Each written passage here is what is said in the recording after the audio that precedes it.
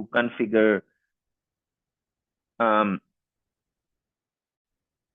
an administrator always tries to configure or defend any systems he has configured or are running inside a network. And whereas an attacker's motive is always to exploit any vulnerabilities which he can to try and gain access to a system. So to defend your systems, you always must think on how an attacker would think or how an attacker would act to try and gain access to your system. So targeted attacks rarely happen in a single step, So they will always follow a process which is called the cyber kill chain. The cyber kill chain method was developed by a company called Lockheed Martin, which is an American company. And it's a framework that outlines the steps of a successful intrusion.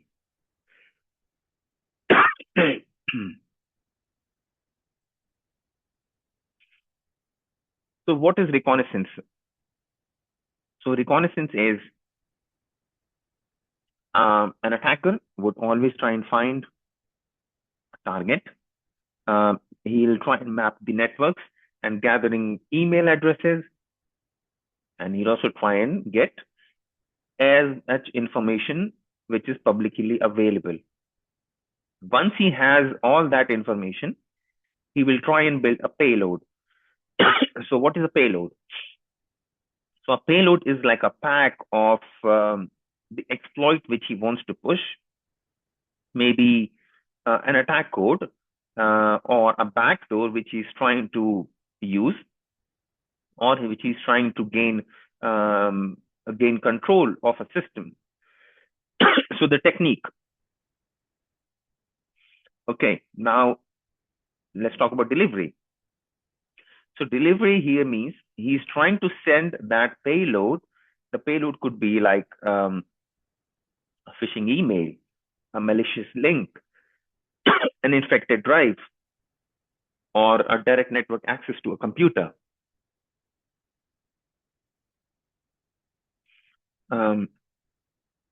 Exploitation.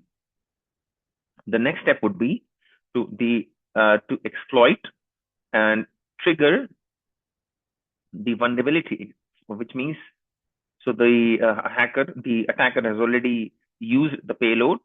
He's already either sent a phishing email, he's created a malicious website, or he's plugged in a USB drive, an infected USB drive, or he already has access to the network. So the next thing he would do is he would use the vulnerability and he's going to use that vulnerability to gain access to the machines, or he is going to install a piece of software or malicious code to create either a temporary or a permanent access to those systems which he wants to hack.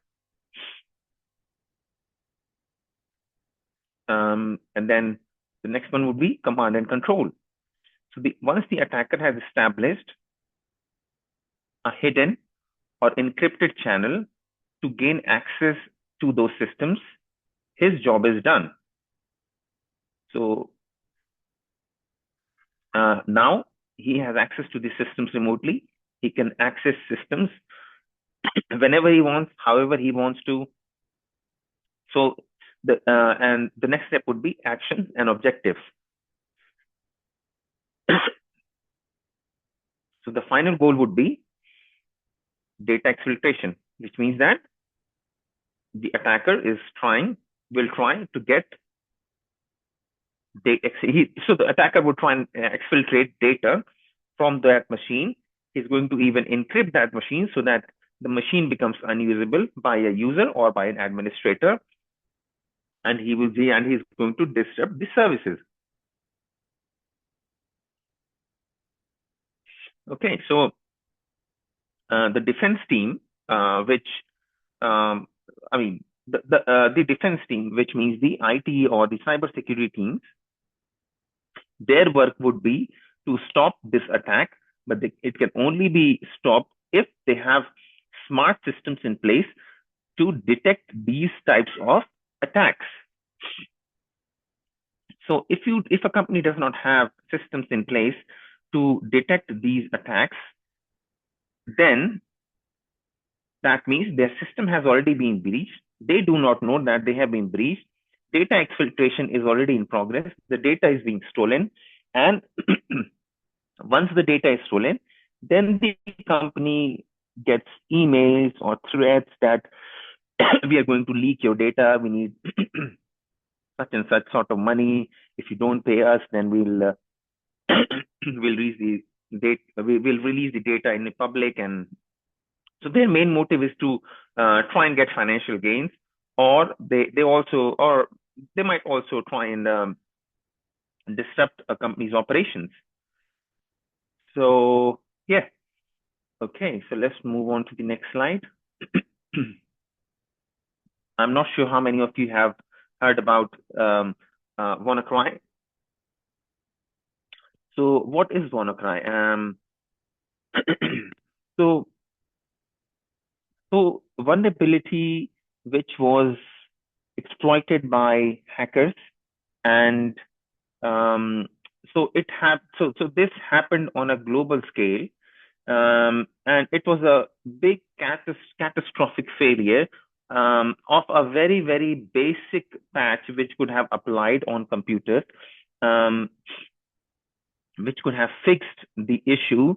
And yeah, so WannaCry was actually a global ransomware attack which paralyzed thousands and thousands of organizations, um, and it also resulted in a big loss to a lot of companies.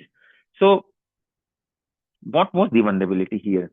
So the attack exploited external glue and exploit targeting a vulnerability in Microsoft SMBV1 protocol implementation in Windows, specifically how the Windows kernel handles certain packets. So this flaw allowed remote code execution.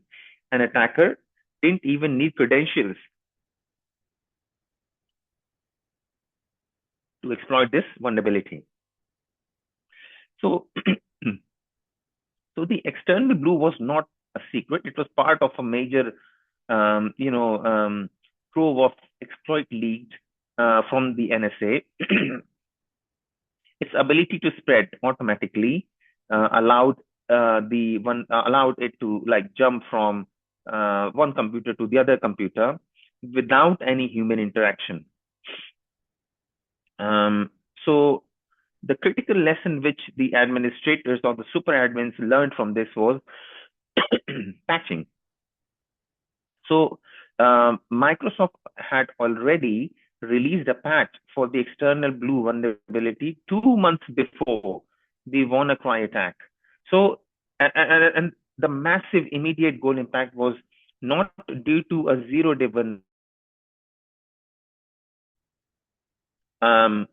So a vulnerability has been found, and there is no patch for admins to apply.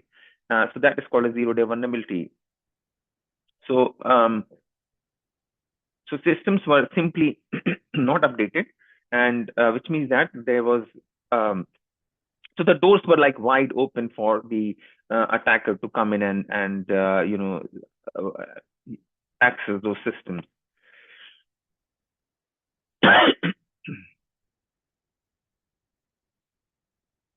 Okay, moving on to the next slide.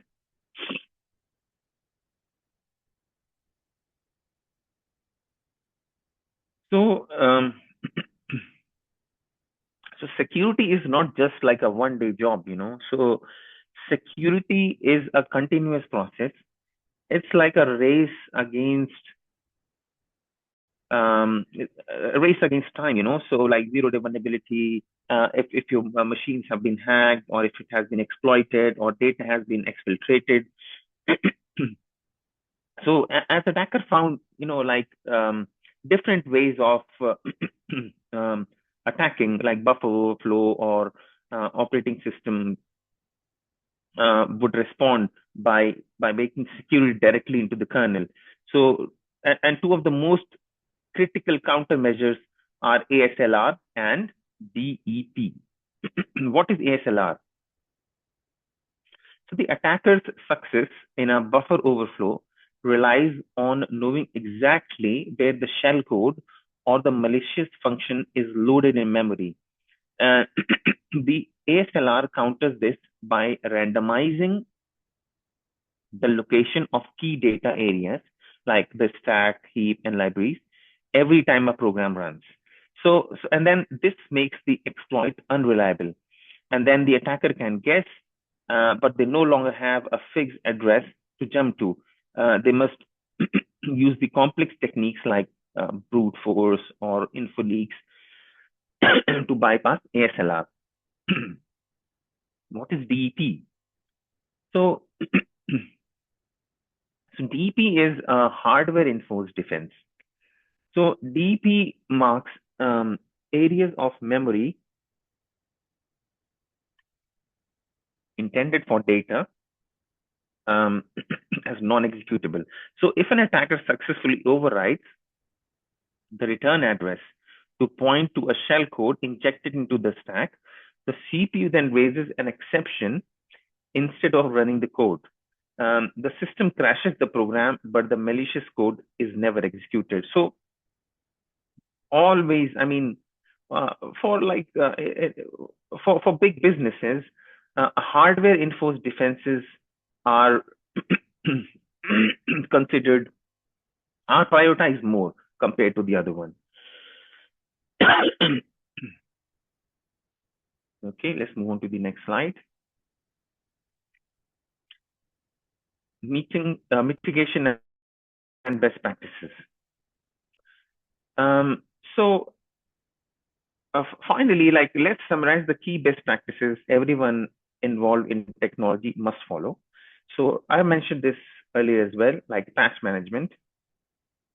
The first one is patch management. So as WannaCry showed, this is the most effective and yet most often neglected defense. Updating your software, patching your computers, patching your servers, doing a firmware upgrade. So it's very, very clear that a patched vulnerability can never be exploited because it has already been fixed. You have already deployed a patch. Principle of least privileges. So this means users, processes, and applications should only have the minimum permissions necessary to perform their required tasks. If a web server process is compromised, the principle of least privilege ensures the attacker can only damage files that the web server actually needs to access to, not the entire operating system. So the access should always be least access, and if it's really required, then moving on one step further and giving a user access to the next step of access. Input validation.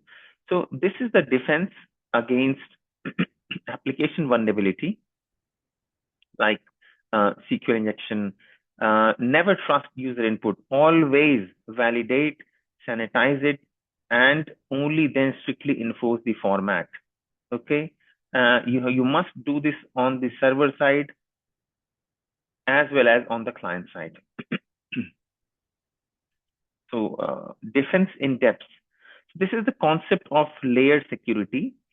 If one defense fails, example, let's say if the firewall is bypassed or the router is bypassed, the next layer, like the endpoint detection and response, should be there to catch the threat. So it's like a castle with multiple walls and not just one wall of defense. So it's really important to have few different systems to catch different types of vulnerabilities, different types of so it always must be a layered security, like perimeter security, inside security, etc. Okay, moving on to the next slide. So, so there are two essential tools in the world of vulnerability research and pen testing. So, Metasploit. So this is the most famous pen testing framework, and it contains thousands of documented exploits and payloads, which and this is widely used by security professionals, but it is used to test the flaws in their systems. So this is like an ethical use of an exploit to test how their systems are configured. And it allows a user to rapidly deploy an exploit against a vulnerable target. Um, the other one is vulnerability scanners, which are also very, very popular. One of them is Nessus, and there's another one called OpenVAS. So these tools automate the process of defense. They scan networks, identify installed software versions, patches, and they and match them against public vulnerability database. So it's also called so there's something called CVE. So they are the essential tools for quickly identifying where patch management has failed. So once they have identified where the patch management is failing or where it's lacking or where it needs to be looked at, once that's been identified, then the admin or the super admin can go back and they can patch the systems. Okay, moving on to the next slide.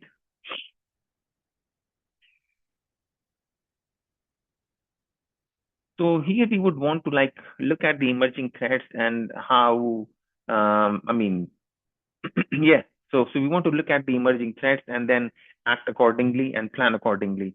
So IoT vulnerabilities.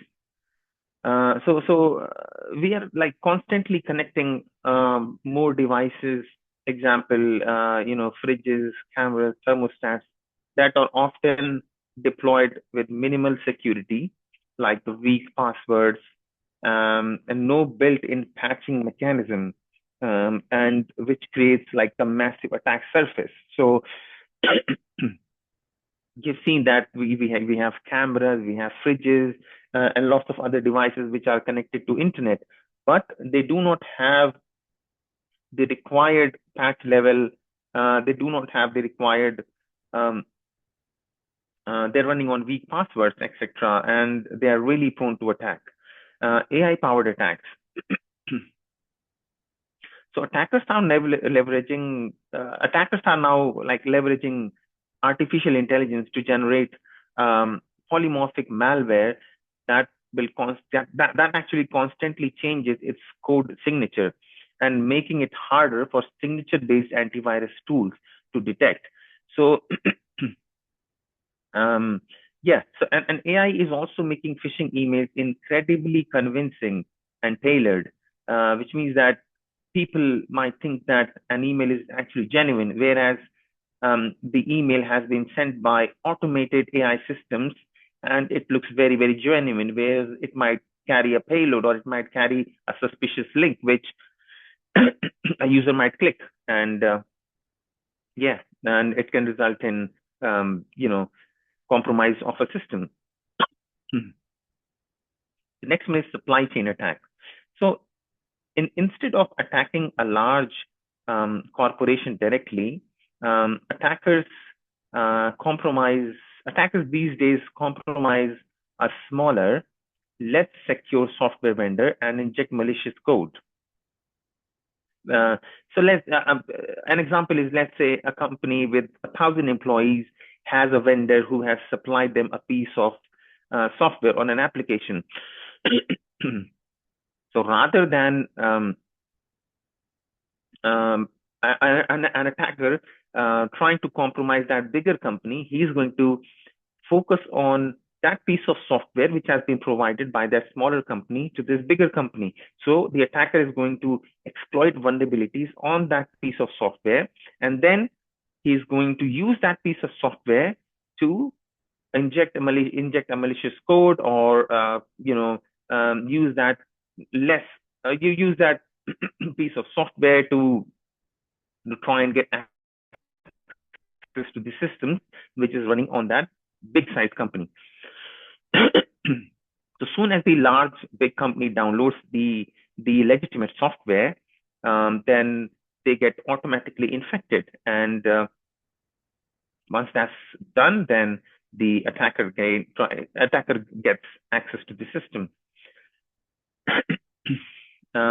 Yeah, let's move on to the next slide. Secure by design. So in order to avoid a lot of things which are happening, let's say, for example, a piece of software which has a flawed code, or an operating system which has not been built properly. So secure by design is like it's a development philosophy that actually integrates security throughout the life cycle of developing of a particular piece of software, or the or the operating system. So rather than building security into an application after the application has been built, the new process or the new approach is to make sure that security teams and the application team, they are all working hand in hand to build a strong software which already has an inbuilt security feature or a secure coding. Now, how can that be done? So that can be done if we have a continuous testing process in place about any vulnerabilities, continuous testing. So the goal here is to create a product that are very resilient to cyber attacks, and to shift the burden of security from like the end user to the manufacturer. Um, yeah. So so this is the end of the presentation. I know it was only like approximately a 50-minute presentation, but I have tried to add as much details as I could possibly can in a very short period of time. So again, I would try to say that, security is not a feature. Security is an ongoing process, which should be like followed religiously. So including the developers, the people who are supporting the applications, the IT security teams, IT teams, security managers, and the engineers. So writing secure codes, configuring the applications or the operating systems, how to design resilient systems. Um, so all these are factors which really matter in order to create like a very strong operating system or a strong piece of software or an application that you're running. Patching is also one of the really important things which administrators or admins should look at. So making sure that the patches are deployed on time. You must not, obviously, every patch which you're deploying needs to be tested in a test environment.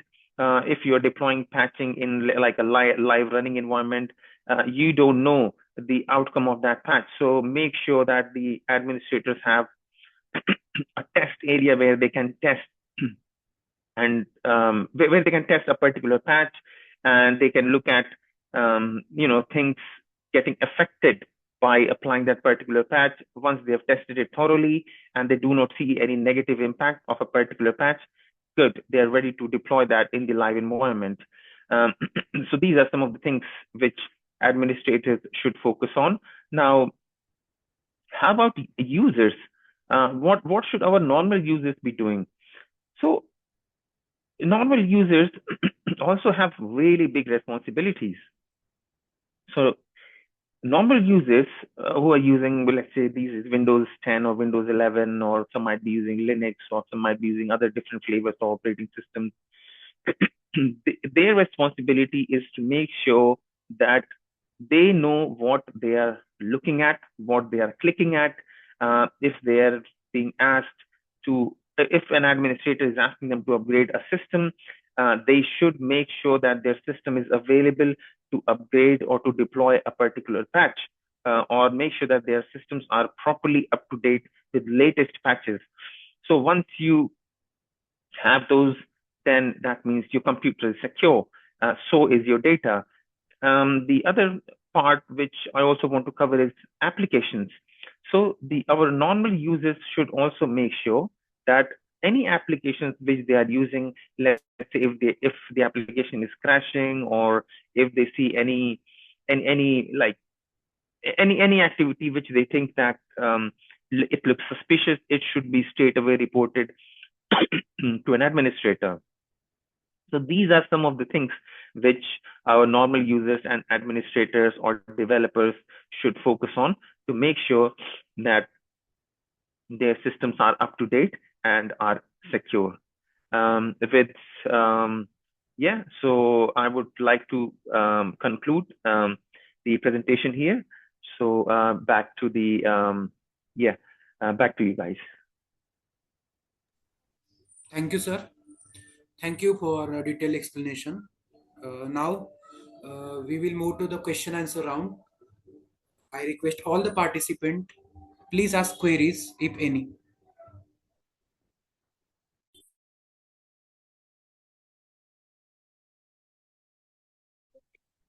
Hello, sir.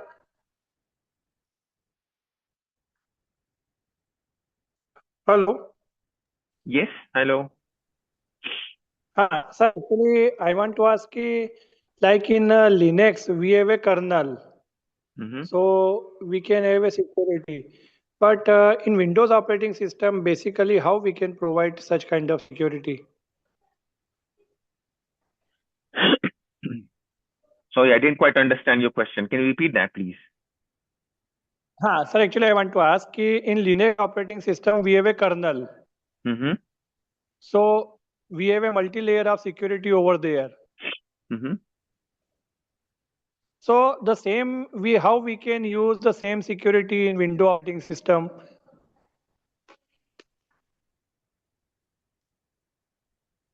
So, Then I just want to know how operating system provides some site of security internally.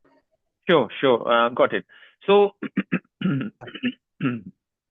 so the newer operating systems, or the newer kernel mode. So there's something called like the kernel mode hardware, which you can activate or enable on your computer and keep these systems.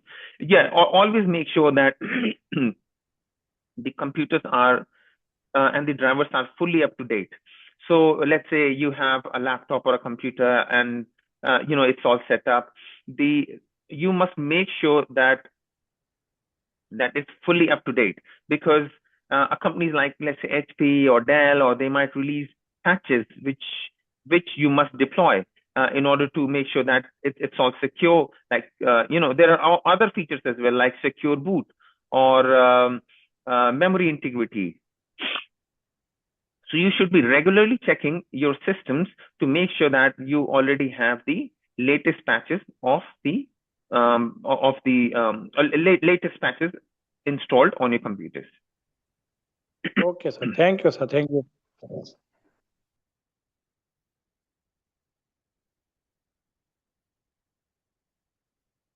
Sir, Yes, hello. hello. Sir, actually, the thing is that sir was saying that in Linux as well as Windows both are having kernel, Mm-hmm. and kernel mainly responsible for managing system hardware and software resources. Yeah. So, and it is used for scheduling like threads, process, managing memory, and handling hardware interrupts. So, like not only in Linux but in Windows also kernel is there, sir. Yep. हाँ, Okay.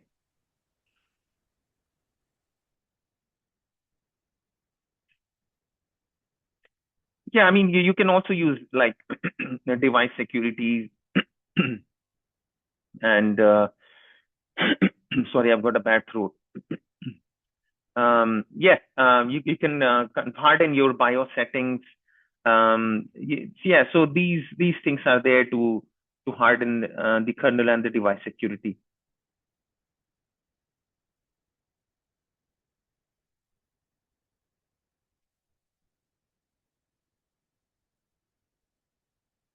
Any other question?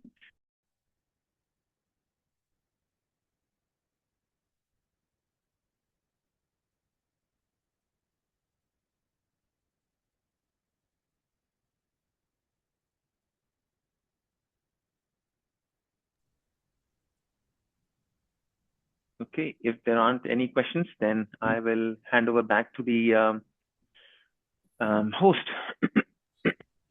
Thank you, sir.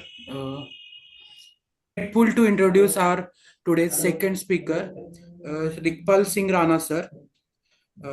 Topic is cyber forensic and incident response. नहीं, Advocate today the Dilpal Singh topic Rana. is Network security network essentials. security essentials. Yes, sir. Network security essentials. Security essentials. Yes. Okay, sir. Sir is a distinguished security and administration professional with more than 33 years of service in premier national agencies, including the Intelligence Bureau, CBI, SPG, RAW, and CRPF. He has been honored with the President Police Medal for meritorious service in special duty, Jammu and Kashmir. His career includes serving three prime ministers and the former president, Dr. APJ Abdul Kalam sir, in roles related to intelligence and security. After opting for voluntary retirement as DIGP in 2011, he further strengthened his academic credentials with advanced qualification in law, cyber law, psychology, and allied domains. He is presently practicing as an advocate at the District and Sessions Court Nashik and is associated with two law colleges as a faculty member. Sir also served as visiting faculty to police academies across India, delivering expert lectures on body language, cybercrime, internal security, disaster management, human rights, and related legal and security subjects. His broad domain knowledge, combined with decades of field experience, allows him to address a wide range of topics with depth, clarity, and authority. Thank you very much, sir, for your presence. Now I request, sir, please start the session.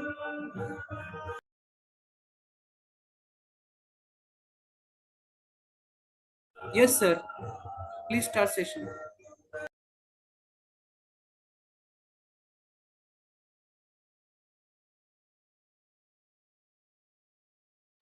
I think sir has left the meeting.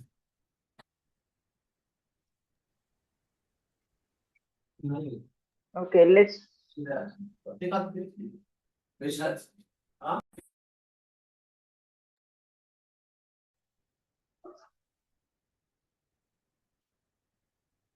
हाँ, madam किसी ने cut कर दिया था बीच में, किसी ने नहीं हो गया सर, आ गया. Yes. Let's start, sir. अच्छा, Yes, sir, audible. Okay, Please okay. start the session.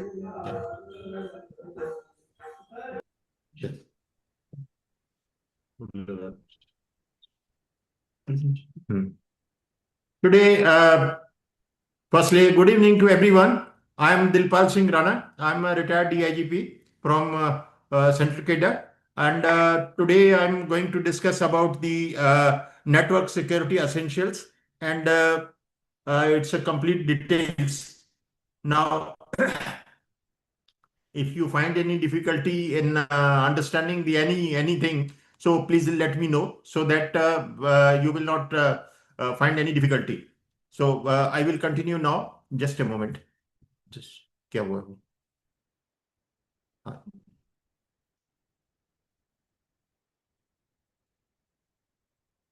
Okay. Admit करता हूँ इसमें.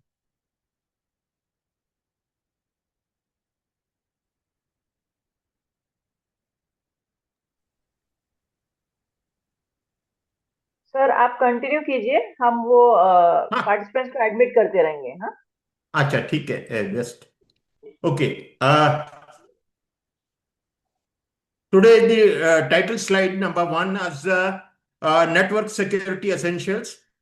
तो इसमें आपको मैं बताऊंगा कि this session focuses on the understanding the fundamental functional concepts of network security, the types of threats that affect the modern digital systems, and the essential practices required to safeguard the institutional and organizational networks. So firstly, we should understand what is a network. So network is a structured system where multiple devices such as computer, mobile phones, servers, and printers are connected to communicate and share resources. It allows the information to move efficiently between individuals and the system. Second, the key characteristics include the connectivity devices are linked through wired and wireless medium. Firstly, that is the first character. Second is the resource sharing, that is the hardware, software, and data are accessible across the network. And the third point is the communication. Users can exchange messages, files, and multimedia in real time. Yeah, these are the this is the essentials of a network. Now, what are the various types of networks? So I tell you that there are various types of networks, but here I will discuss about the which are the very important networks such as LAN, LAN, that is local area network.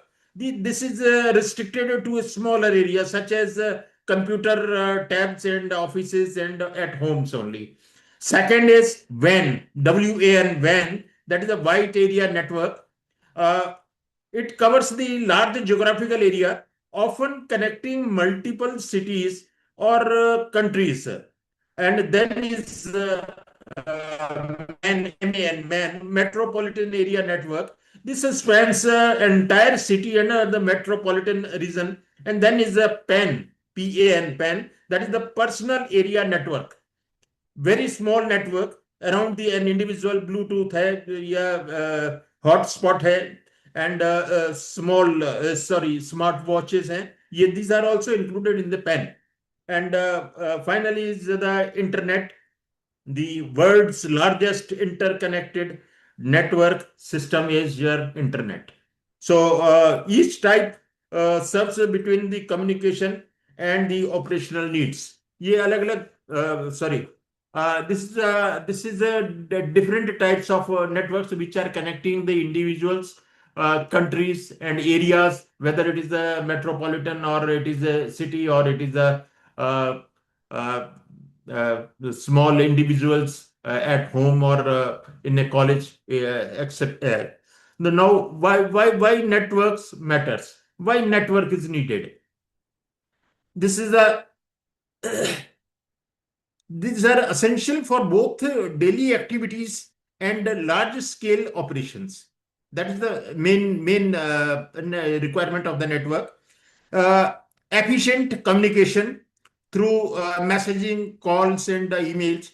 Second is collaboration, enabling the teams to work together and from any location.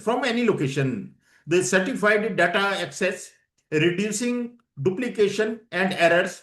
Service delivery, such as online banking, cloud computing, and telemedicines. Nowadays, it is prevailing in most of the cities, the telemedicines.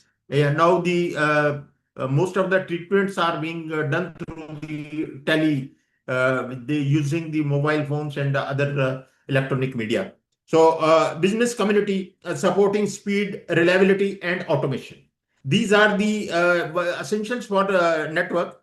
And why? What is network security? Now comes the next question. That is, what is network security? The network security refers to the set of technologies, policies, and practices designed to protect a network and its data from unauthorized access, cyber attacks, misuse and manipulations, data breaches, service disruptions. So these are the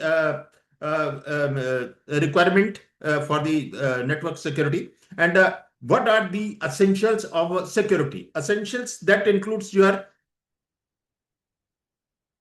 device level security. Device that includes your whatever the electronic gadgets you are using.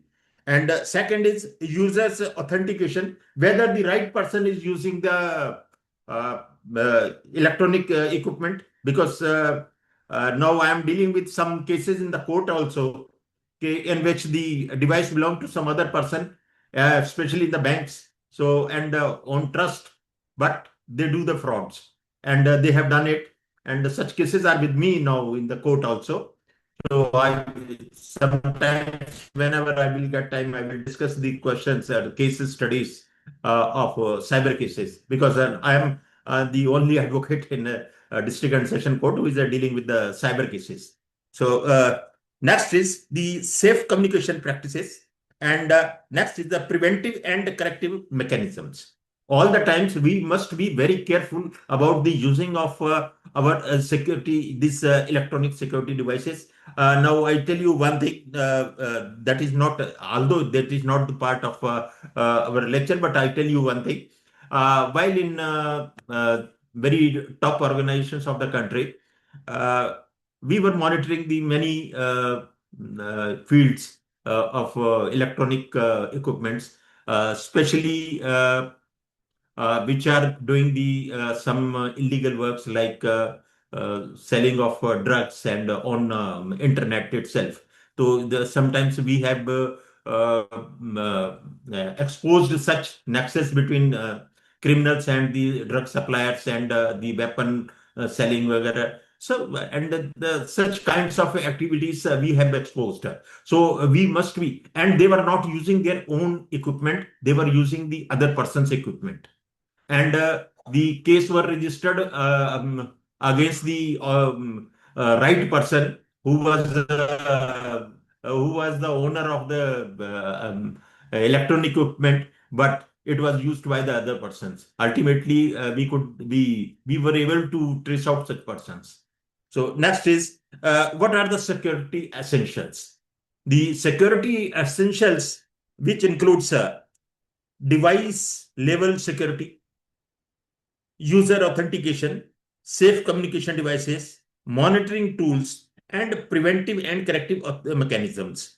So we have discussed about the safety of, especially we should be very careful. There is a special lecture on the subject, how to keep your electronic equipment as a safe, so that it is not even one case is with me in which the son used his father's electronic device like mobile, and he has done so many wrong things. Ultimately the father was caught. The father explained the things, and ultimately from the by using the CCTV we could trace out who is the culprit. So his son was found doing the wrong things there. Anyway, now next we will discuss about the CIA CAD. This is the confidential integrity and availability, which is known as the CIA. We call it as the CIA. So CIA triad is the world's most widely accepted model for designing cybersecurity and strategies. That is, confidentiality ensures that the sensitive information is accessible only to authorized individual. Like now, I remember the using the thumb impression, and then the gate will only open, and fingerprints now which are used to operate the your mobiles and your laptops and other electronic equipments. Such confidentiality should be maintained with the electronic. The second is integrity. This protects the data from unauthorized modifications, ensuring accuracy and trust. This is a very important thing. So, because it protects the data from unauthorized modification. If your data is while in CBI, I had one case of DESU. That time, the Delhi Electricity Supply Board was known as DESU. So, in which the one IT professional modified the data, and he had a fraud of about that time in 2002, about fraud of about 2 crore rupees, and immediately he ran away to Germany. So we must be very careful. We should not keep our electronic equipment anytime open. Always, whenever you leave the table or leave the house, your all the electronic equipment should be locked, and it should be kept safe, and it should not be handed over to anyone who is not well known to you, whose integrity is doubtful. Be very careful for that, because many such cases are falling to our domain. We know about such cases. Second is the availability. The ensure the system services and data remains accessible without interruption. For example, I'm continuing my lecture now. If there is a power break or something else, so the lecture will stop in between, and there will not be the continuity, and that will cause a harassment to both sides. Third is access control. Access control means the entry of the right person at any place. So here is the verifying the user identity, for example, the passwords or biometrics. So these are very important things, and OTPs are very important. One-time passwords are very important, I tell you.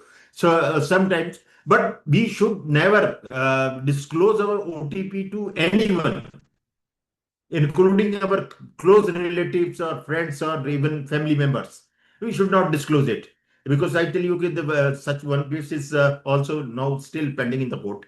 So we should be very careful that the own family members may misuse the OTP.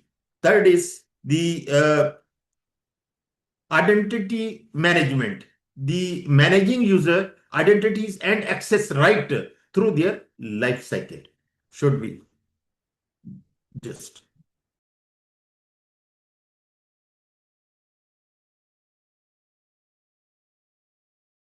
Is the firewalls. Firewalls, the first line of defense is critically examining the controlling all incoming and outgoing networks traffic based on predefined security rules. So we usually, whenever we go to some organizations, we firstly say that you must frame some rules for your department itself regarding the use of electronic equipments, and who will handle, and how it will handle, what should be the disciplinary action if it is misused by someone else. So defense firewalls will be considered the filters. What is firewall? Basically, it filters the all incoming messages. Your incoming and outgoing here. Sorry, whatever the messages and the incoming and outgoing. See to it. So I will see to it certain problem with the internet, but the lecture will continue. So because I am finding it that it is going on. So second is it blocks the harmful and suspicious connections. Firewall. Usually we call it as various security measures for the what you call it as various types of equipments which we used, like the various CDs and security CDs, and which prevents the entry of various malwares and other unauthorized access. Sorry. Unauthorized access of anyone, any data or incoming data. It do not allow that. Last is it enforces organizational security policies. Firewall understands the what are the policies of the department, and they are fed in the computer or your electronic equipment, and it will follow that dictates. Last is the next is the intrusion detection system, IDS, which is popularly known as IDS. And IDS continuously monitors the network for unusual or malicious activities. So it detects all kinds of the suspicious behavior, altering administrators and the potential security. So it keeps a watch over the various activities going on with their electronic equipment. It detects hacking attempts. If someone is detecting your if someone is hacking your system, so it will detect it, and the IT professional will solve the problems if the your system is being hacked, or is someone is trying to hack it. So next is the identity abnormal behavior. It will show some abnormal behavior, but and it will notify the administrators of potential threats. It will give the list of the potential threats, like various kinds of malware, say spoofing hai, and data dwindling hai. And so many cyber crimes are there. And the cyber crimes are now, I tell you, I remain in contact with the senior officers of MHA.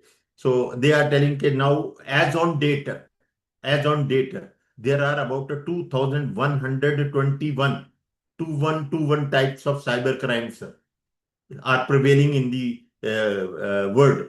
And when I started learning about the cyber crimes in 2000, when the computer systems was more getting advanced, that time there were only 4 or 5 kinds of cyber crimes. Or as on date, there are about 2,121 kinds of cyber crimes, and mostly 15 to 20 kinds of cyber crimes are usually committed by the cyber criminals.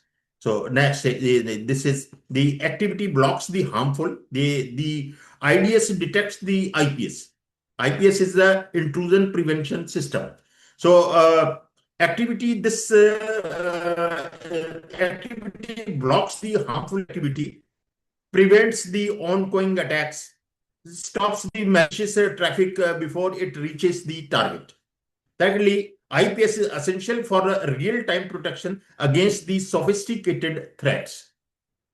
Now I tell you that the cyber criminals are using the latest technology, and in the coming days, the cyber criminals are going to use the Gemini language. Gemini is the latest development in the field of, after AI, artificial intelligence. Next is the Gemini, and that is very dangerous. And I personally believe it will increase about 10 to 15% of cyber crimes in the prevailing system.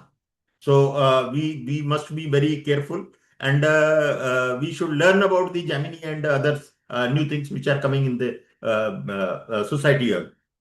Next is the antivirus and anti-malware. Although we use various kinds of tools, and these tools safeguard the devices by detecting, blocking, and removing such as virus, worms, Trojan, spyware, ransomware, and they protect both individual system and entire network from malicious software designed to corrupt or steal the data. Now, in most of the organizations, the competition is there, especially related to theft of their tenders in the organizations, and sometimes they are hacking about the information about the various employees and staff of the organization, so that they can improve their productivity and marketing strategies. That includes in the marketing strategy. Some organizations have employed such hackers, and we have come to this knowledge that the people are doing all these illegal practices in the organizations. But whenever they are caught, then they are brought to the notice of law. So next is encryption. Encryption converts readable information and unreadable format. For example, first I tell you, previously when the computer was not in uh, uh, available in the market or in the society, at that time the Morse key was used, and in that the language was used by ta tit tit ta ta ta, because I have dealt with that during my service also, and that was a very safe. But about that, the only expert persons were required, and they used to send the message in encrypted form, and that was converted into the readable form from the other side. That is called the decryption. The encryption that is your transmission of data in a coded language, but it is converted into readable language, that is known as a decryption. So encryption converts the readable information into an unreadable format. For example, our computer, for example, we press A, the computer understands only 010 or 011. These are the code languages of the computer, but when it passes through to the other end, when it is a decrypted, then it becomes a readable language. Whatever the message we have sent, that he will receive in as it is. And if it is not interrupted in between, because there are certain cyber criminals which intercept, not only cyber criminals, but certain government organizations also intercept such messages which they feel they are required for the national security. So the messages are not all the time safe. For example, people say the data is safe end to end in case of WhatsApp, but it is not safe. It is also intercepted by some agencies. So be very careful while transmitting. And one thing more, whatever you send the message, you see the message, you see the other things on the mobile or your electronic equipment, that is being recorded by the service provider, and they keep it for record for at least 2 years, which is the requirement for that. For example, BSNL, Geo, Airtel, ESL, whatever they are, they keep record for the 2 years. But that information cannot be retrieved by anyone without the permission of not below the rank of DCP. So they can send the request to them, and they can retrieve the information for example, who is committing some crime. So for that purpose, they may require all this information in national interest. So next is viral private network, VPN, which is usually called VPN. A virtual private network creates a secure encrypted connection over a less secure network, such as the internet. It allows users to receive data as if their computing device were directly connected to the private network, ensuring secure remote access and data privacy. For example, we tell you how the data is protected in the network. Virtual private network is just I will like to see that is the safe remote access hota hai. Firstly, it is the safe remote access, and second, the protection of public Wi-Fi. And I tell you, the don't never use the public Wi-Fi, because it may create some problem in the near future, because certain people use the public Wi-Fi for their malicious activities, and they may contain the virus and other malwares which may affect your electronic equipment. We suggest the people also that they should not use the charging points at railway stations, airports, and bus stands, and any other public place, because certain such devices have been recovered which were installed in the charging points, and that charging point will steal all the data from your mobile or your whatever the you are using the electronic device.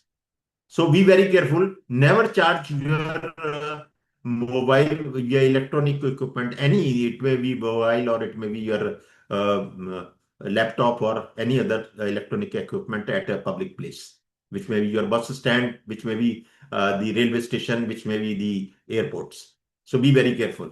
So such cases have also come in notice. So next is the network monitoring में आता है that network monitoring involves the continuous surveillance of a computer network for potential problems, performance uses, and security threats.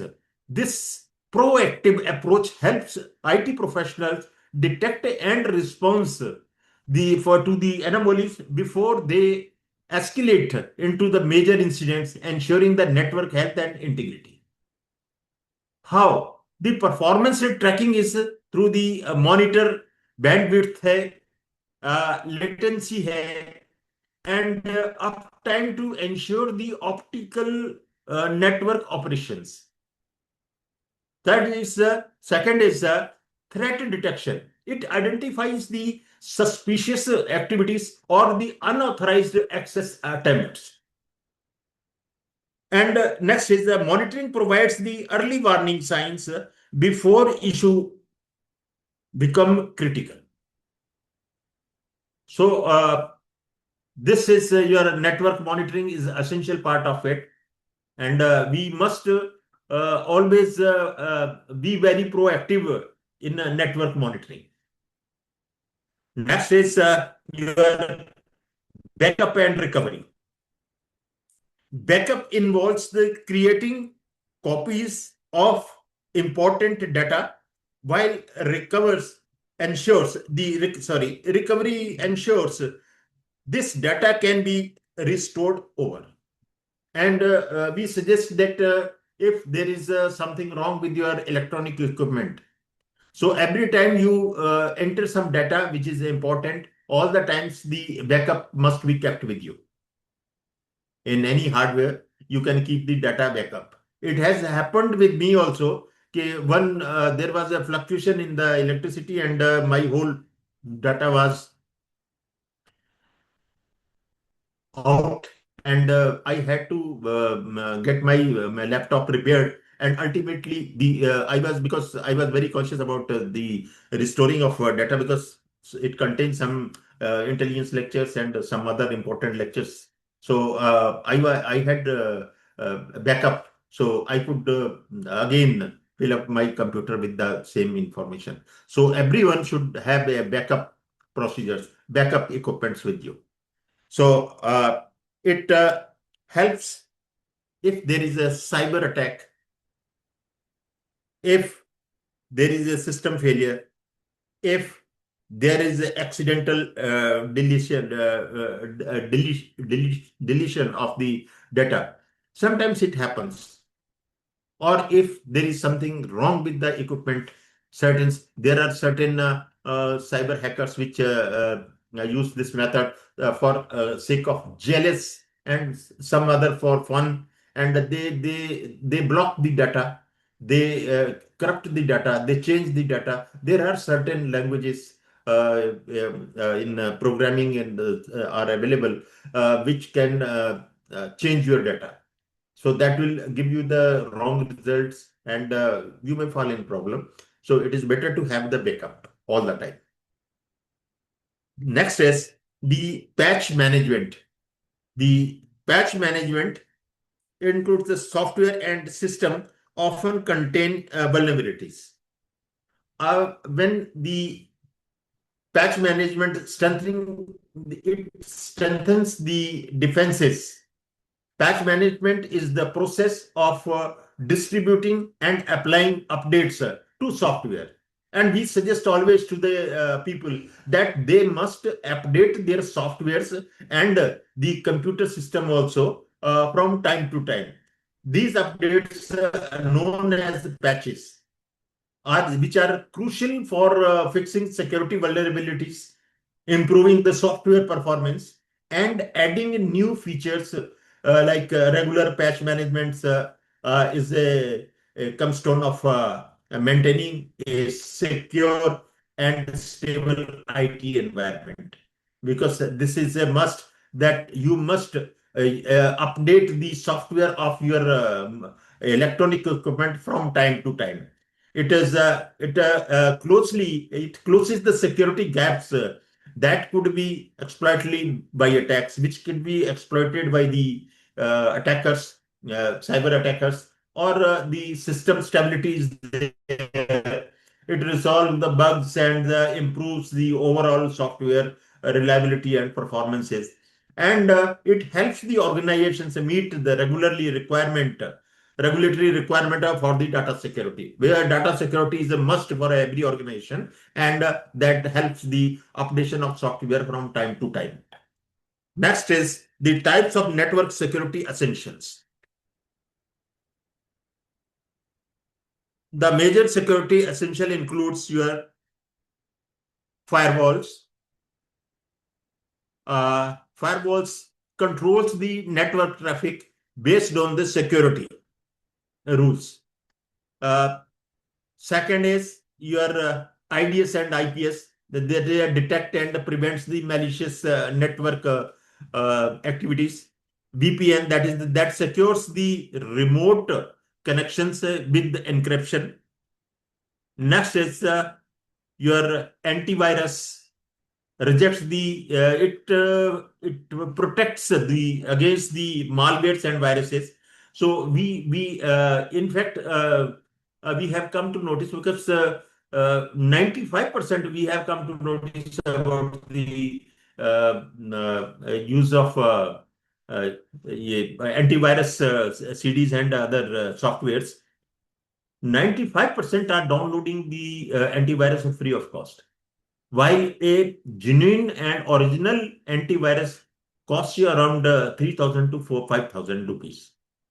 And we must use the original antivirus, which may help your equipment to work very properly and rightly, while the freely loaded antivirus may sometimes corrupt your equipment. Next is encryption. It secures the data at rest and in the transit. Next is manage the access control, which manages who can access the network resources.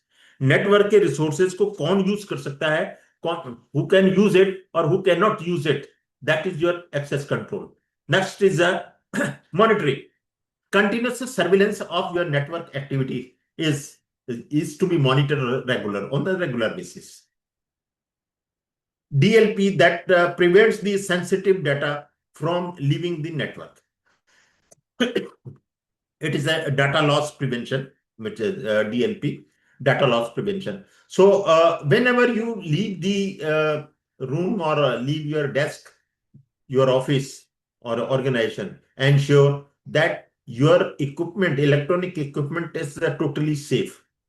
And its a password must be a strong one, which cannot be hacked by any cyber criminal or any other, including in your office itself. or the any other organization, because most of the organizations they do the practice of stealing, especially the tenders notice and tender amounts, certain policies of the department or of the organization. So be very careful while leaving your office or the organizations.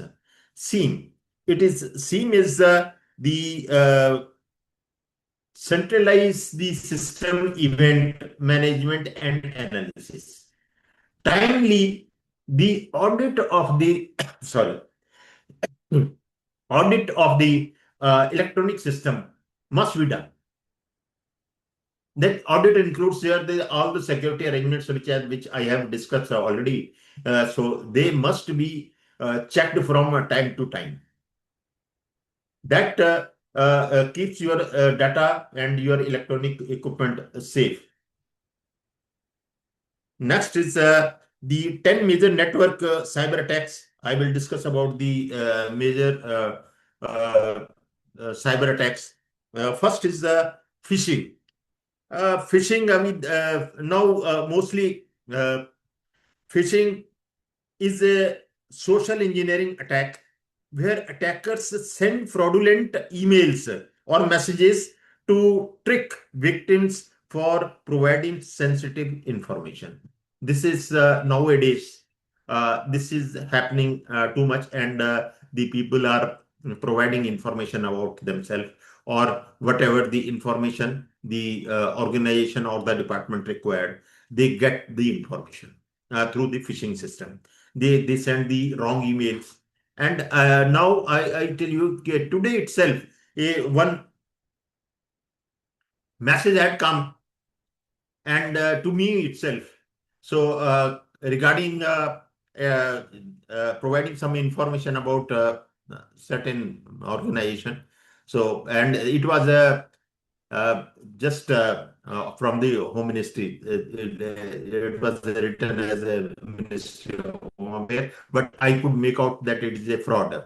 So they were asking for certain information about them, but because I could make out, because that message was originated from HTTP hypertext protocol hai usse, but it was not a secured one.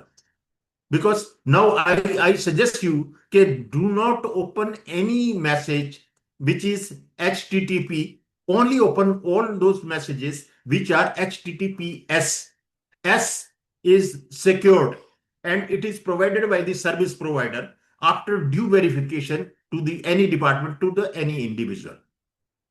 After due verification. So that is authentic and it cannot be hacked by anyone. So it was HTTP. I could make out that it is just a fraud one. So I did not respond and I immediately blocked it. So you must also know that you must not open any such message or email IDs which are originated by HTTP. Hypertext protocols hai, they must not be opened. Second is malware.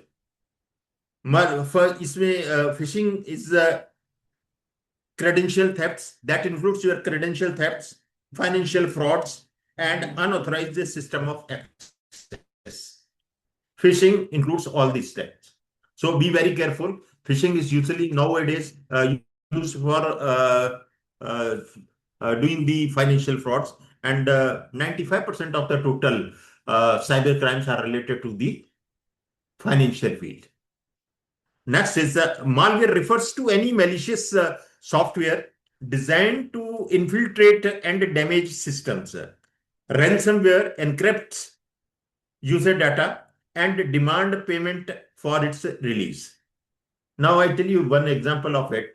Okay, it was 2012 when a student of 10th standard from some country, I forgot its name, 10th class student, he hacked the total software of American Bank and many other banks, including ICICI Bank of Bombay branch in Mumbai. And he asked about the $50 million from the various organizations. And he stopped because all the transactions and all the electronic equipments near the blackout.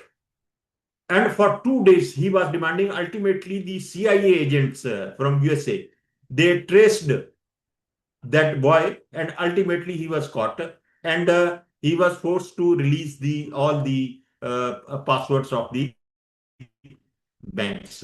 Now you can think of, okay, what can be done by the cyber attackers, and they were this is called ransomware, asking for the ransom. And now it is also doing for you know, okay, nowadays the electronic arrest, your digital arrest, which is, although it don't have any legal sanctity, but now many people are falling prey, including about a few days back, we have a case of our one senior army officers who fell prey to it. And many, especially the people who are retiring or retired, because they are having the full amount with them about their, so they keep watch with the help of some bank employees, okay, who has that much of money so that they can extract it. So they are doing it.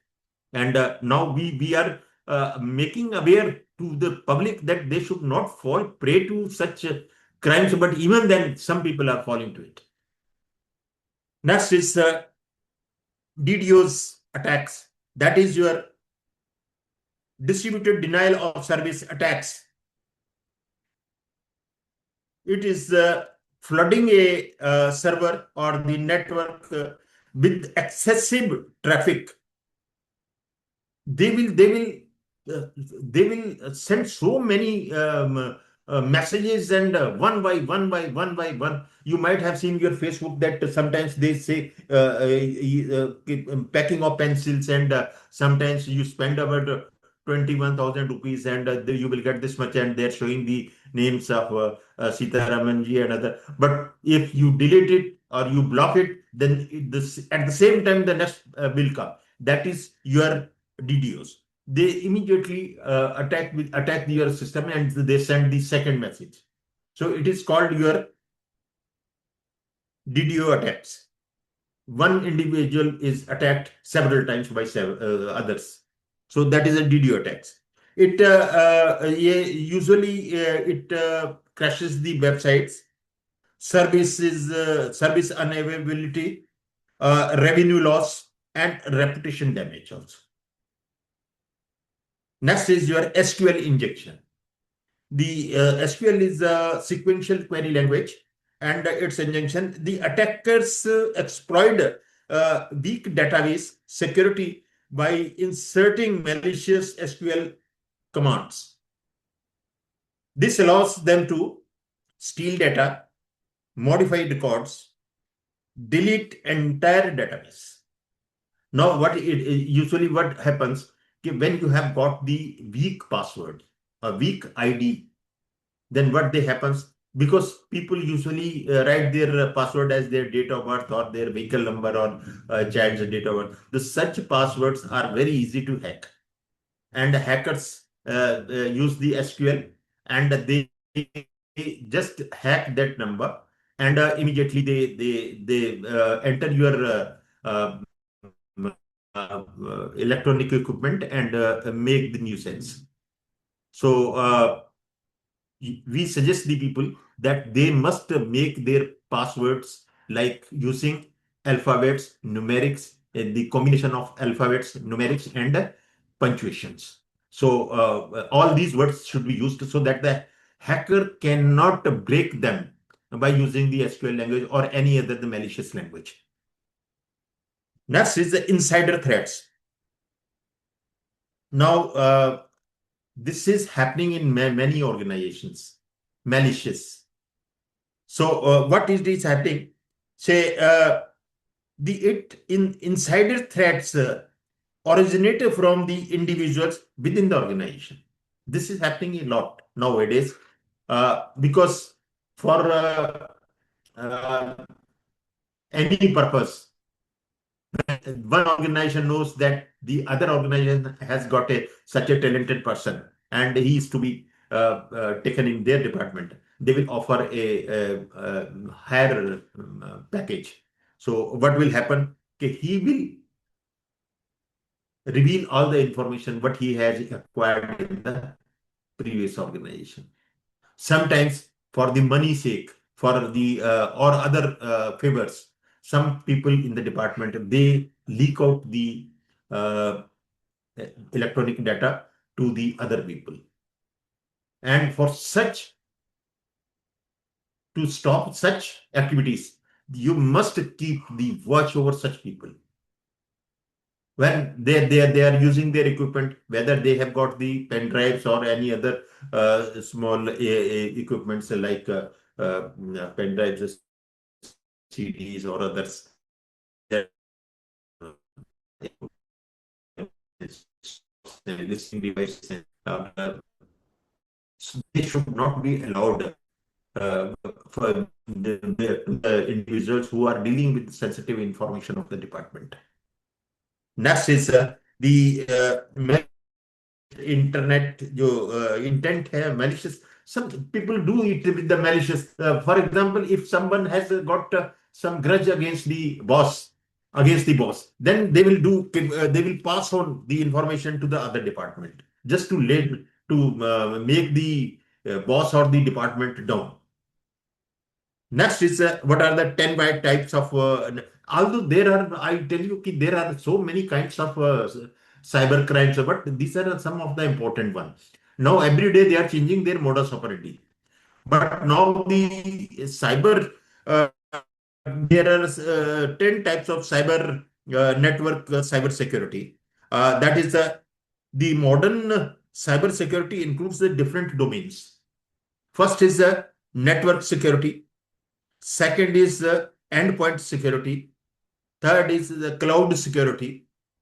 Cloud apps जो है, that is the security software device service है ये. And next is the application security. Next is the identity management, data security, mobile security, and information technology की security है. Then operational security है, and zero trust. The most important is zero trust. No one should trust the another one when you are dealing with some sensitive information. That was being taught to us also in the departments. Should not trust your left hand. Whenever you are doing something with the right hand, your left hand should not know what are you doing. So this kind of trust must be there. And do not trust even your very close. Only the authorized person should be shared with the information who is authorized by the department itself. Cloud and application security. The cloud security focuses on protecting data stored online, while application security ensures software is free from vulnerabilities. These essential features क्या है इसमें? It is antivirus, second, antivirus and endpoint detection response and data encryption. This should be kept in mind. And next point we said the identity and access management. The identity and access.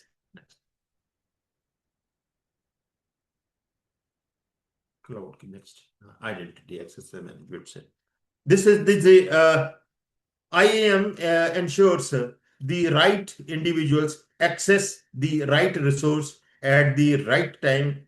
It includes the multiple factor authentication. I will explain you in detail.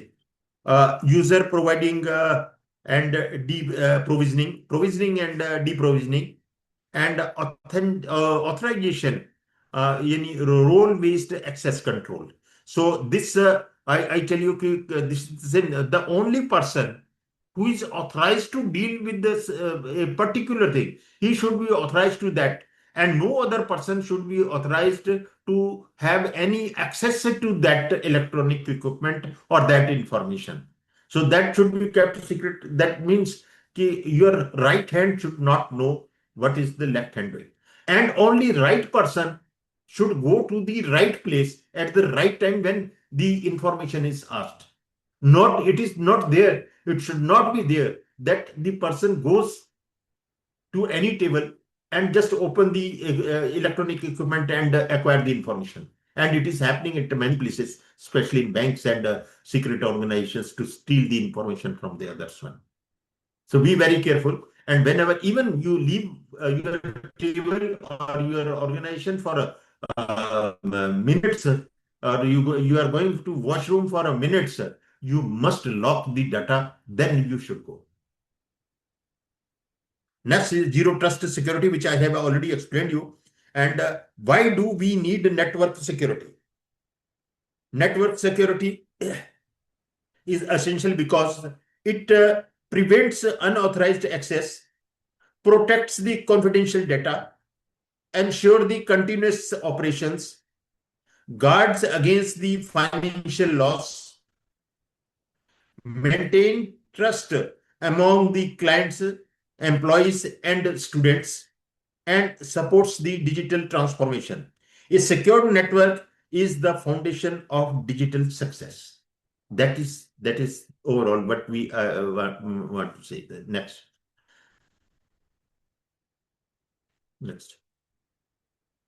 Now, why do we need the network security? Why do we need them?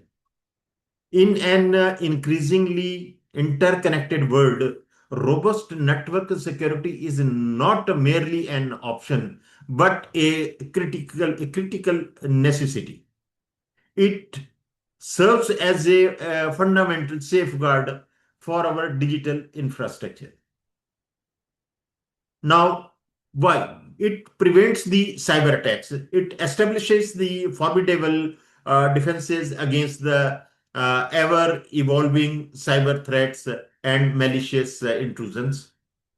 Protects the sensitive data, safeguarding the confidential information from unauthorized access, theft, or manipulations. And it ensures the operational continuity, maintaining uninterrupted services and critical operations, even in the face of cyber incidents. Now, next is the organizational impact without security. What will happen? The a lapse now, if we are not having the robust security, what it can do with our electronic system? A lapse in a network security can have the devastating consequences, I tell you, affecting an organization's finances, reputation, and operational integrity. Sometimes when if your information is leaked or the details are passed on to other organization, it will cause a lot of harassment, money loss to the department or to the organizations. First is the data breaches, unauthorized access to sensitive organizational data, leading to severe privacy violations and regulatory penalties. Now, data breaches, if the person is caught, I tell you, the Section 66 of Information Technology Act 2000, a very severe punishment is there. That includes a minimum 3 years of rigorous imprisonment and fine up to 5 lakh rupees for the first incident, for the first crime. So it is very severe, it is there. So we must be very careful that no data is, no theft is of data is takes place in your organization. Second is financial loss. Direct monetary cost from remediation efforts, legal fees, fines, and loss of intellectual property or business opportunities.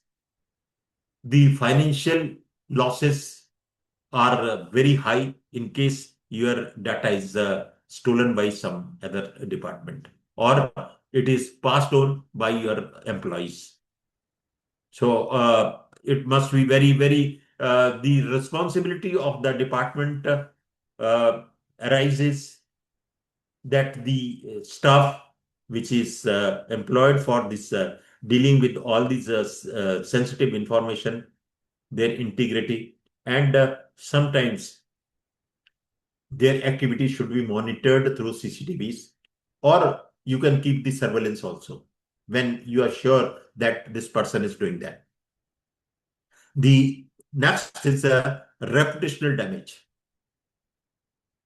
erosion of trust among the stakeholders, partners, and the public, which can take years to rebuild and may impact future collaborations. If your data is leaked or it comes out in the social media or newspapers or whatever it is, so it will your department will lose the reputation as well as confidentiality, and the reputation जो खत्म हो जाएगा आपका, and the operational disturbance, this so many effects will be there. Financial loss is there, and the main thing is with the reputation of that organization. Next is the operational disruption. Operational disruption. Operational impact, operational disruption. Yes.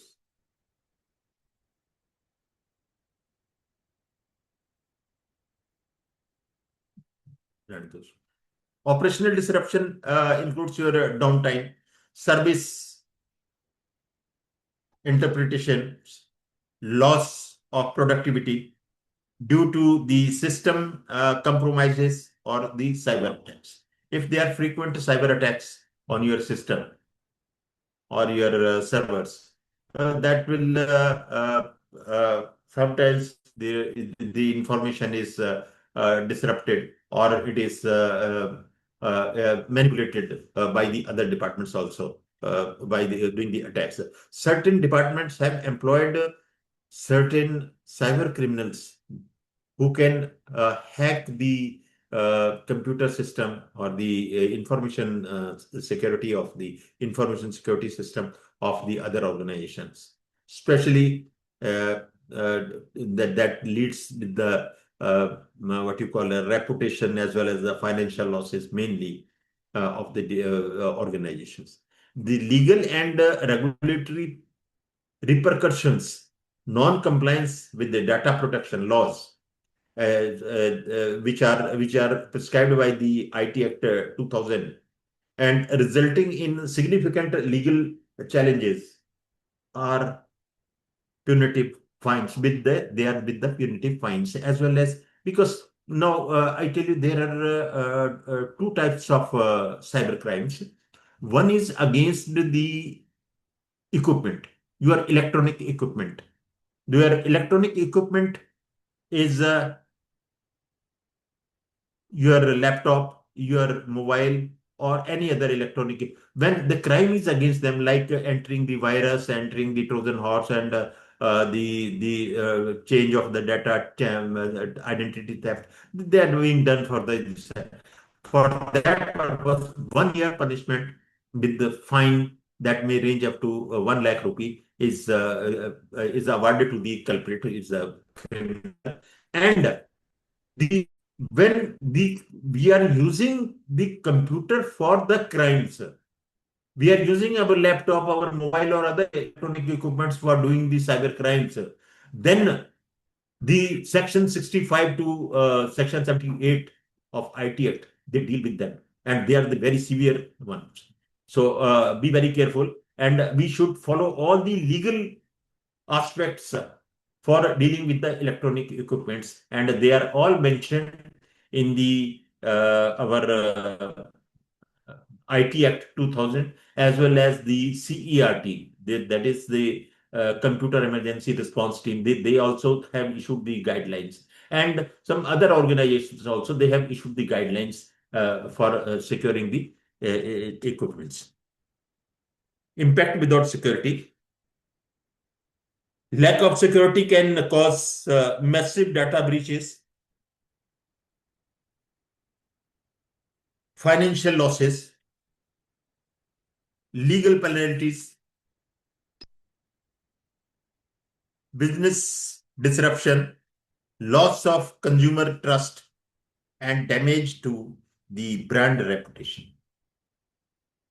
Now, I cannot discuss the how the reputation of any organization or any brand is lost due to the AI, artificial intelligence, because now many things and IPR also, the loss of IPR, intellectual property rights, whether it is a copyright or it is a patents and trademarks and many other things. They are being used. They are being using the AI and creating the duplicate and furious things which are damaging the name and reputation of the certain brands. For example, the many shoes in the market have come wearing the bill absolutely similar to the Bata sign or some creams, face creams, and others. They are using all the artificial. Their packing is absolutely the same. People cannot identify. So the such types of that reduces the reputation as well as the financial losses to the various good having the organizations and the products which are having the good reputation. So academic impact. Now the final we will deal with the academic impact without the security. Because I have personally seen in the colleges where I'm going to for lectures and regularly conducting the classes, the security of the students' data is not maintained. That is a very big failure.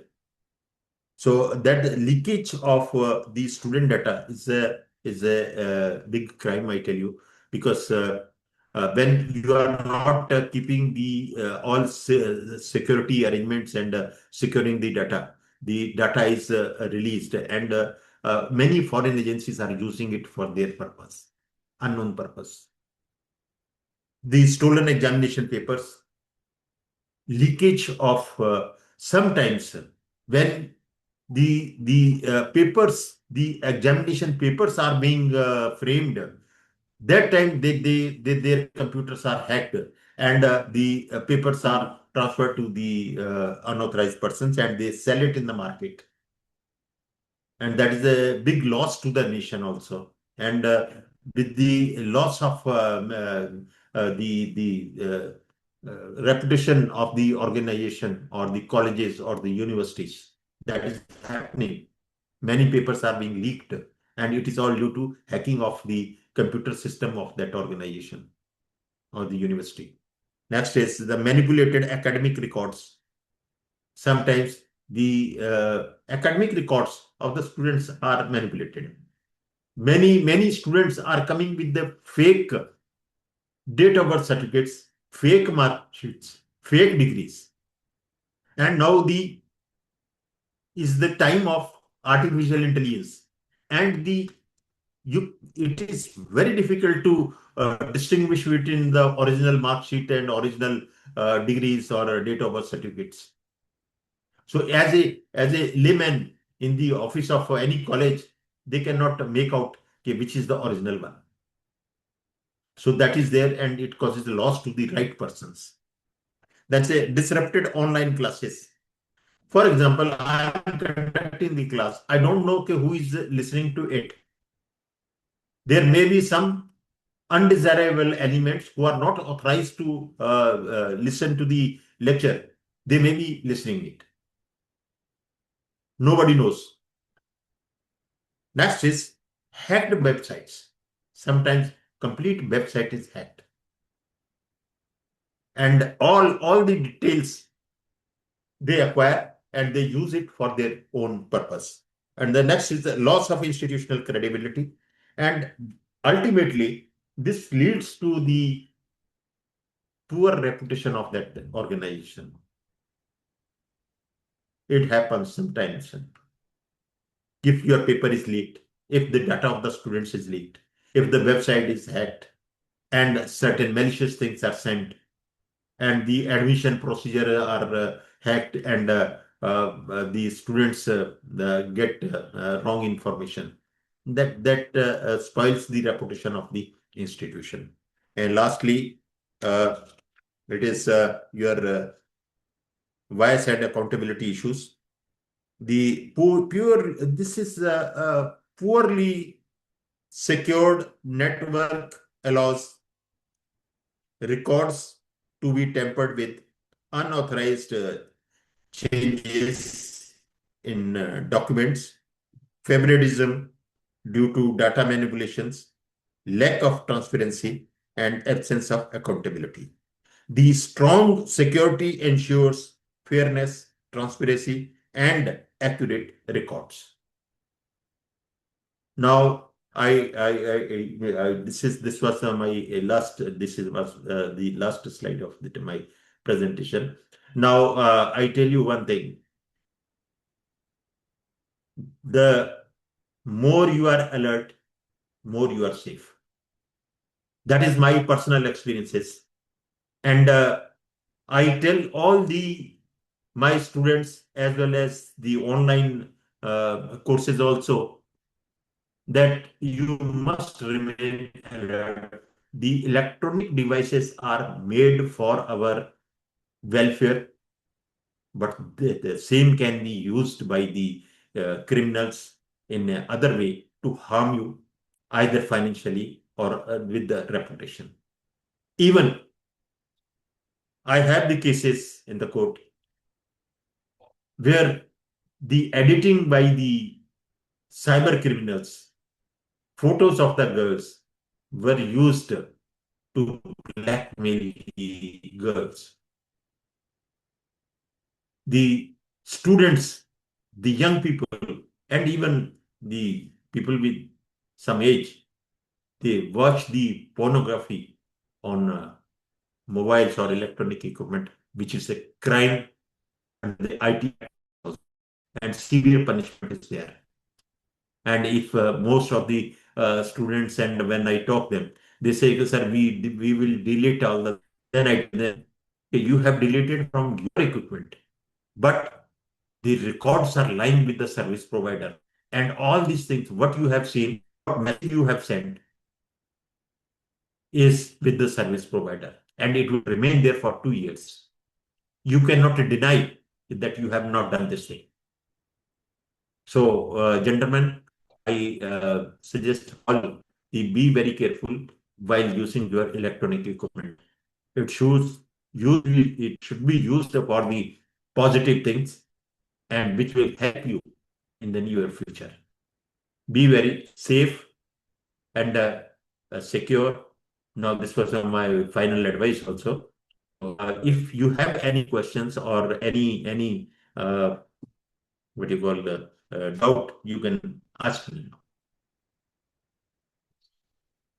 Yes, अभी लगा दूंगा. Stop now. Stop this. Any question from your side? Anyone can ask me any questions.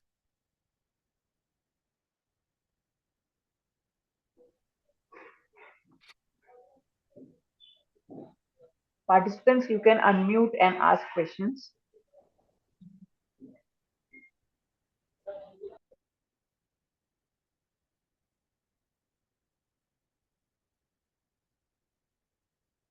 You can ask me any question, not only related with the cyber, but anything.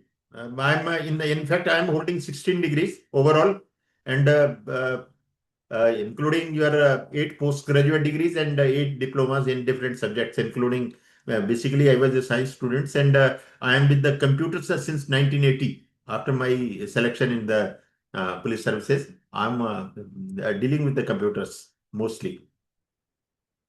And I'm to be very frank, I'm very much surprised that every day the nature of the cyber crime is changing.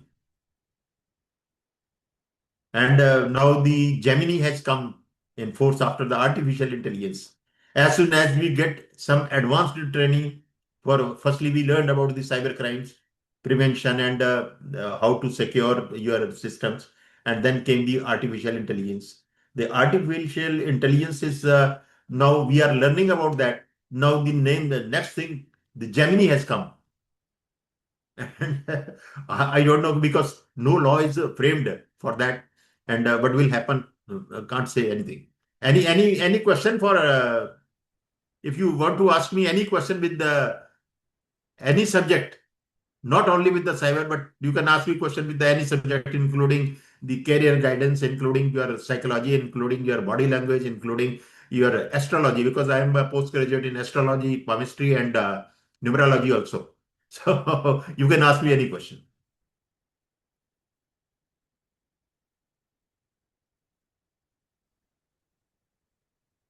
Poonam madam, would you like to have any question? I'm not getting your voice.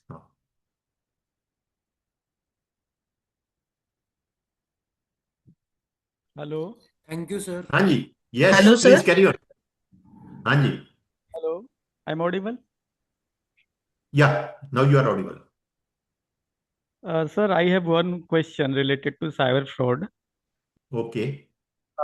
Suppose, sir, someone has lost their money due to some SMS through or in banking system. Yo. So, is there any method to that means, is there any method to we can go through cyber police or You can retrieve it. Now I tell you. Okay, if you have lost some money to any cyber criminal, I tell you, okay, if you report this matter within 3 hours on okay, 1930, and only with the financial frauds. But if it is a harassment or it is a something other kind of the cybercrime is there, then you should report the matter to 1945. If 1930 they do pick up, then you directly open the site of cybercrime.gov.in. I repeat, cybercrime.gov, government.in. So you can immediately, the site will open and you can fill up the form within 3 hours. If you report the matter to these places, then you will get your money back. Because now what happens, okay, suppose your 1 lakh rupee has been transferred to some other persons. okay, So what will happen? Okay, it will remain, your account will show that the money is transferred. And that person will believe that money has come in his account. He will get the message. But basically that money will remain in the server. And in hibernation mein rahega. It will remain in hibernation for 3 hours. And that money will be returned to you. But if it is the more time pass, by that time, when the money is transferred to that person, so immediately that person will close his account.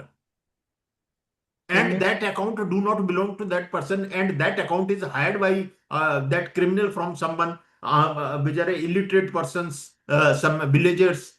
And what actually they do, they get the information from the banks, okay, which account has not been operated for so many times or which is not having money. Then these criminal will visit that person and will say, okay, we will give you 10% of money. Our money is likely to come. okay.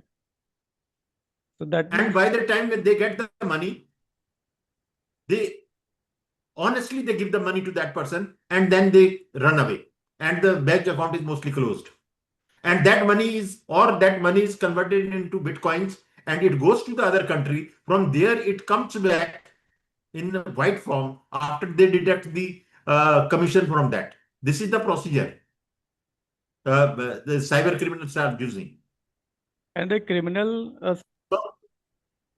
But remember one thing, whenever you have lost the money, immediately you must firstly report to 1930 and also lodge an FIR with the local police stations, giving all the details and have the screenshot of your transfer of money. Because that is the required one. To freeze that account, this is the requirement.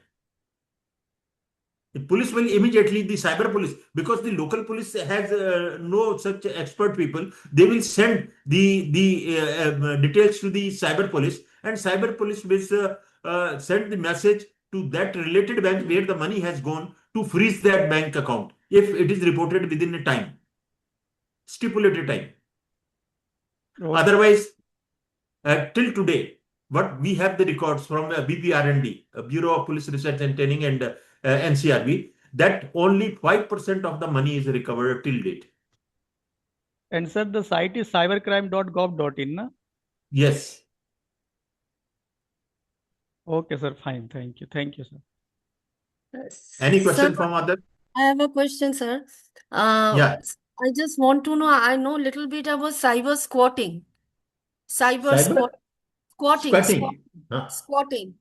Yeah. But I want to understand how this thing is getting protected, how we can protect or rather keep ourselves safe from cyber squatting.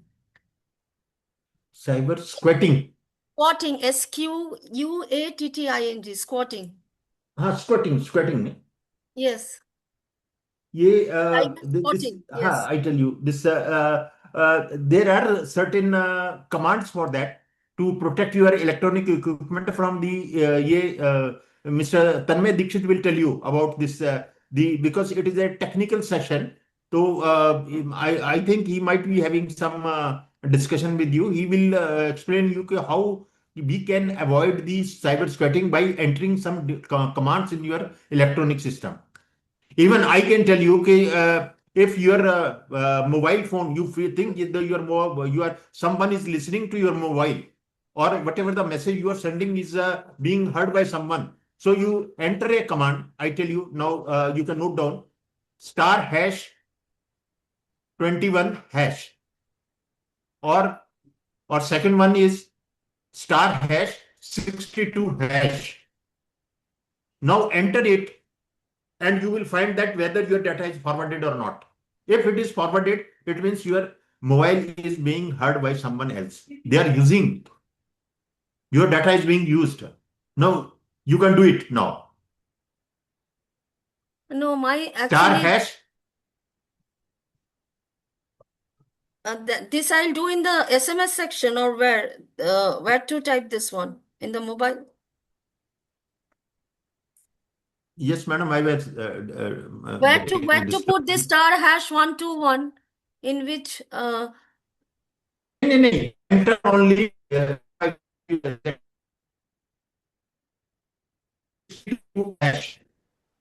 no *#62#. And okay, enter. I'll just Pardon? I'll enter where this in which field, or just tell me in which application. Just call. Okay. *#62#. Just call in your mobile.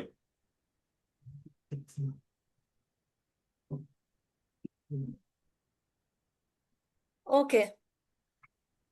Is it forwarded? Is there It's message you are forwarded, getting and message? it's giving a set of messages like voice not forwarded, data not forwarded, fax not forwarded. Yes, Yeah, it means safe. your mobile is safe. Nobody is listening to it. Handset is safe, yes. Yes, your mobile is safe. But sir, just I'm asking you, like, regarding that, my question, actually cyber squatting is like someone is actually registering my domain name, like I have a domain and someone is registering that domain which is identical to mine. So this is basically a cyber squatting. So this can be protected by the cybercrime department, or the individual can safeguard this sort of Madam, there is a special command for it. Presently, I do not remember it. There is a special command that you can enter into your mobile. Then you will get it. You can see it whether your mobile is being used by someone or not. That is whether it is registered on your name or not.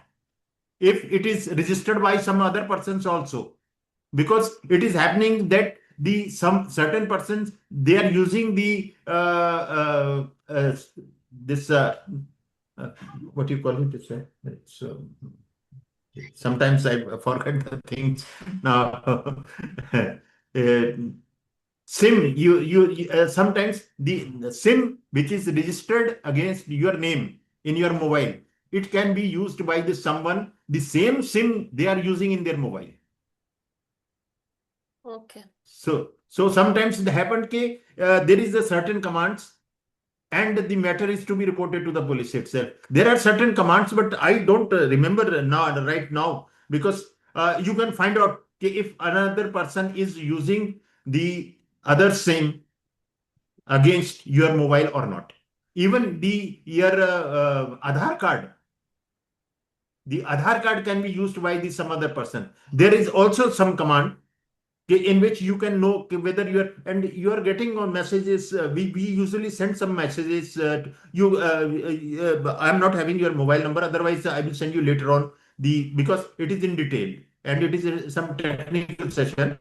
So I don't remember all these words because it is in 2 lines. We use the many codes in that. So I will send you.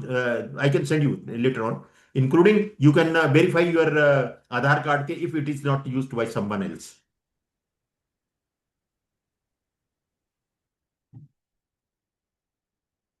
Any question, madam? More questions?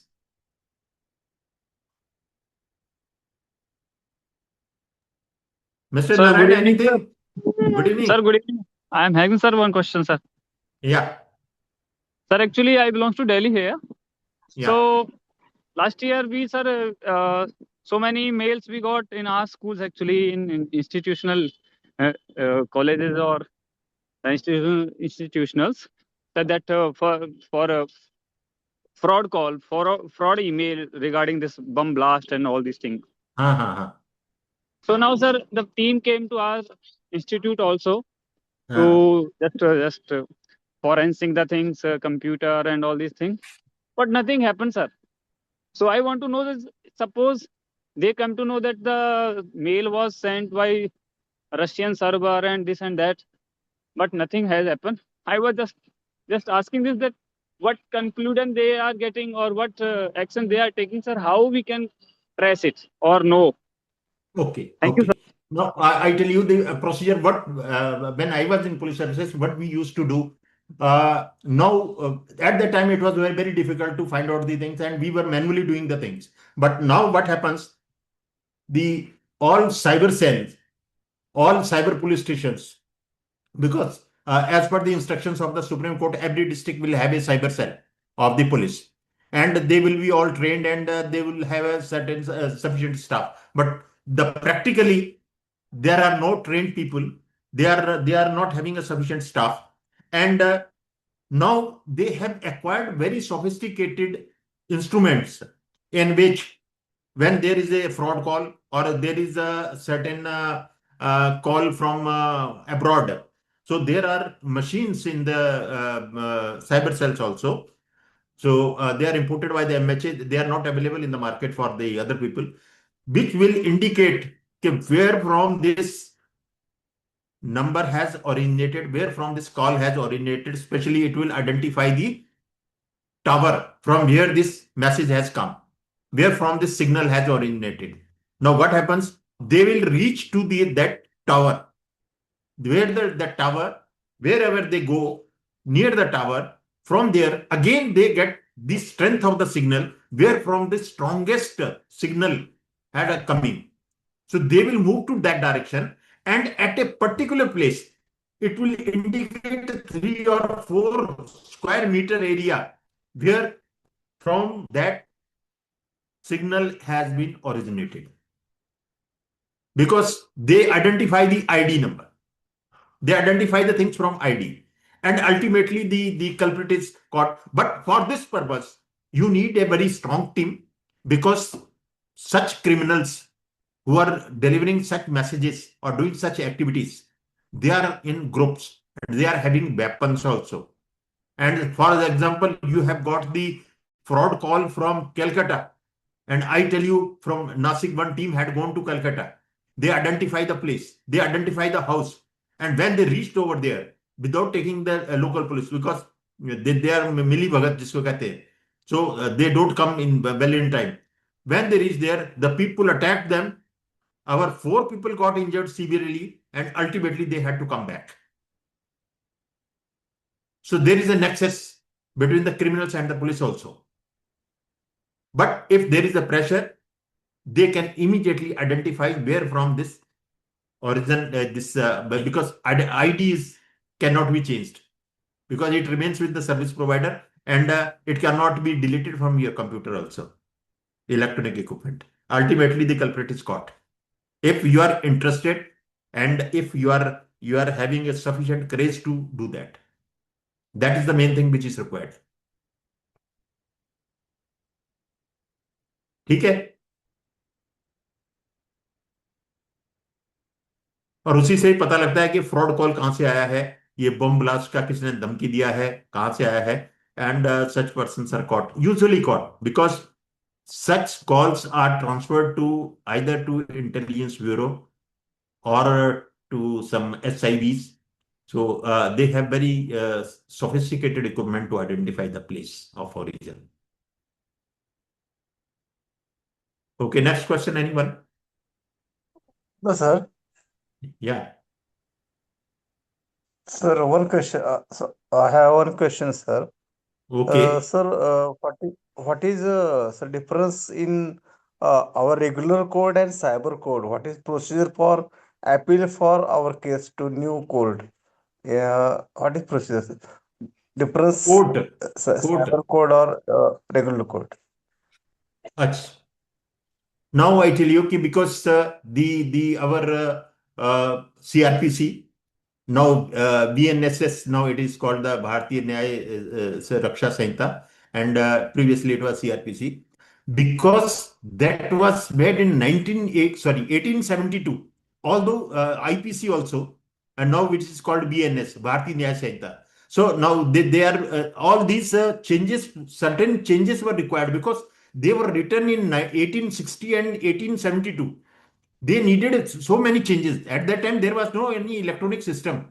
So it was very, so whenever the case is in the court, and the court will, because there are no laws, so the case will fall down. Ultimately, it was felt by the UNO itself that there must be certain laws, because it was in 1998, because the such criminal activities, cyber criminal activities in many other countries started in very early in 1988, and before that also it came to India in 2001 and overall. So they suggested what kind of changes are to be made in the laws, because these laws were not available in our IPC or CRPC that time.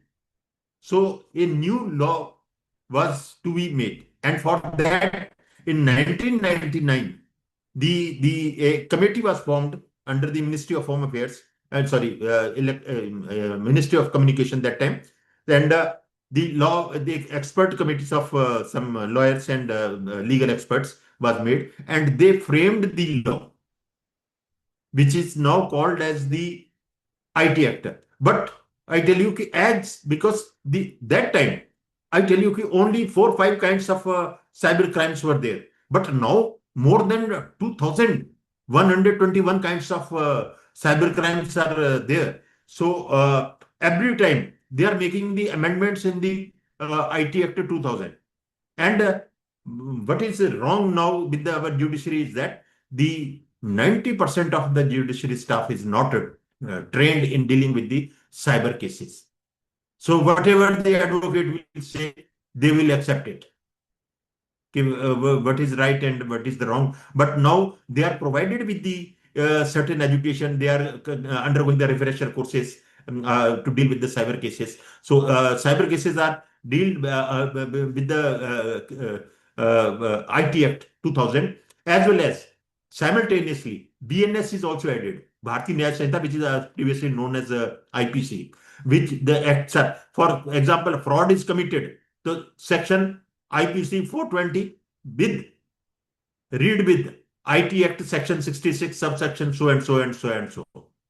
In between. Now I tell you, there are so many amendments made in the IT Act, because every time the modus operandi of the cyber crime is changing, and the laws is also amended according to that.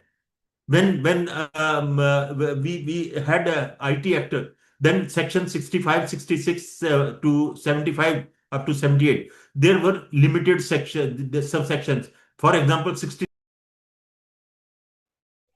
I think some issue with internet from Rana sir side. Sir, he is not able to join. Okay, we will conclude. Let's conclude. Yes, yes. Thank you, sir, for detailed explanation and knowledge sharing on truly interesting and important topic. On behalf of MES Senior College, I extend my sincere gratitude to our guest speaker, Rana sir, for taking time and guiding on very important concept and technical things. I also thank all the participants for joining this session. Now, the session is now concluded. Thank you.